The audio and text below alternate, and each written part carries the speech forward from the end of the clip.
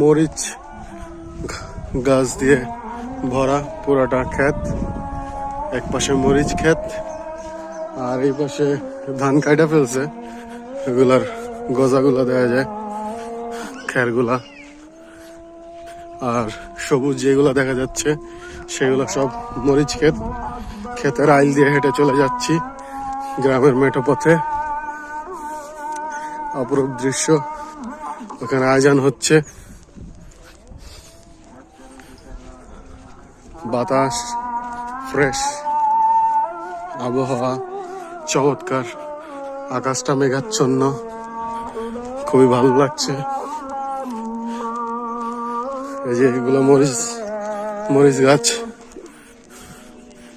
মরিচ গাছের একটা ঝাঁঝালো ঘ্রাণ নাকে আসতেছে, সব মরিচ গাছ।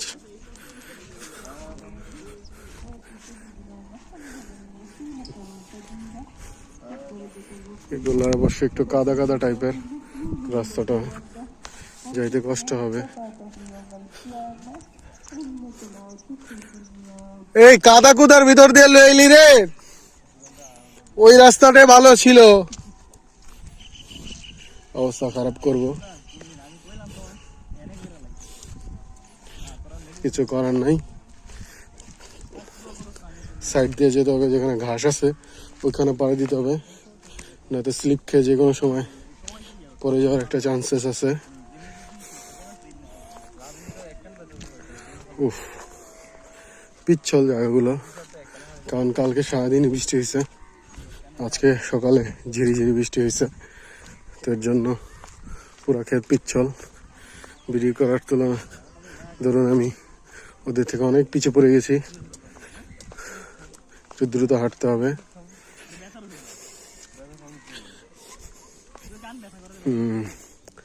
তো অনেকে আসলে বছরের পর বছর গ্রামে আসে না, এই ক্ষেত খামার দেখে না।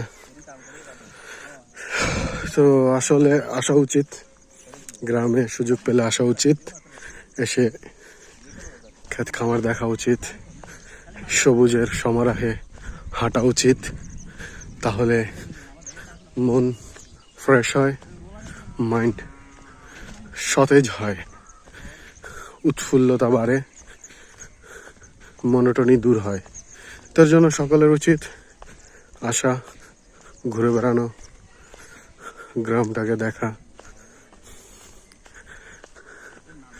রাস্তার দিকে আগাই যাচ্ছি, ক্ষেতের শেষ প্রান্তে চলে আসছি।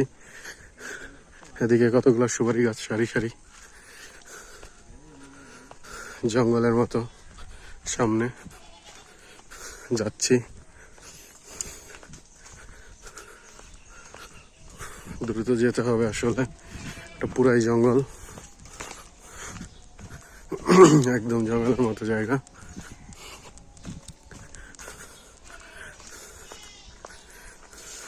এখানে একটা সাঁকো আছে ওই পাশে যাওয়ার, আর এদিক দিয়া ভিতর দিয়া রাস্তা, জঙ্গলের ভেতরে রাস্তা দিয়ে যাচ্ছি পাশে।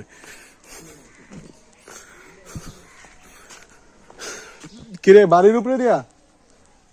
হ্যাঁ, ওদিক দিয়ে। আচ্ছা, ওকে, টাটা, বাই বাই। এদিক দিয়ে তো, এদিক দিয়ে রাস্তা কই বলো? বাড়ির উপরে দিয়ে যা, এদিক দিয়ে যা, বাড়ির উপরে দিয়ে রাস্তা আছে না? ওদিকে রাস্তা নেই, ওদিকে যা।